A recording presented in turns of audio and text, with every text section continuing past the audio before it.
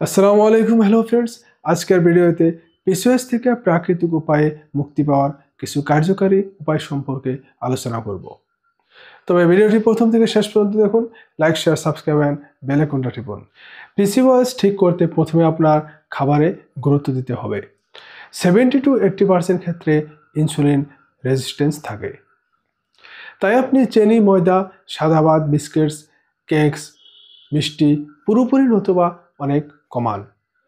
প্রচুর শাকসবজি, ডাল, বেরি জাতীয় ফলমূল খান।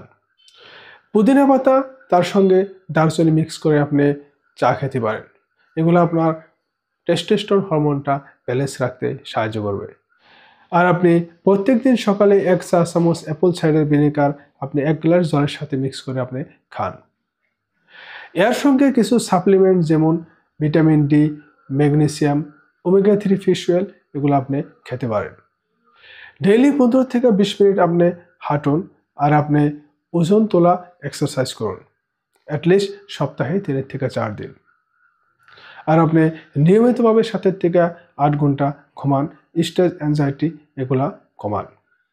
আর সাথে আপনি রেগুলার মেডিটেশন এবং যোগা করুন। এখন আসুন 30 দিনের একটা সহজ রুটিন বলছি। সকালে 1 চা চামচ অ্যাপল সাইডার ভিনেগার আপনি গরম জলের সাথে খান, আর তারপর আপনি পুদিনা আর দারচিনি মিক্স করে আপনি চা খান। দুপুরে নাস্তায় আপনি প্রোটিন বেশি খান, কার্বোহাইড্রেট কম খান। আর আপনার খাবার সাথে কিছু সাপ্লিমেন্ট আপনি যোগ করুন, যেমন মায়োআইনোসিটল, ভিটামিন ডি, ম্যাগনেসিয়াম আর ওমেগা 3। 3 থেকে 6 মাস রেগুলার খেলে বেশিরভাগ মেয়েরই পিরিয়ড রেগুলার হয়, আর ব্রণ কমে যায়, আর চুল পড়াটাও বন্ধ হয়ে যায়। তাই আজকে থেকে আপনার পিসিওএসের সমস্যা থাকলে আপনি এগুলা আপনি খেতে পারেন।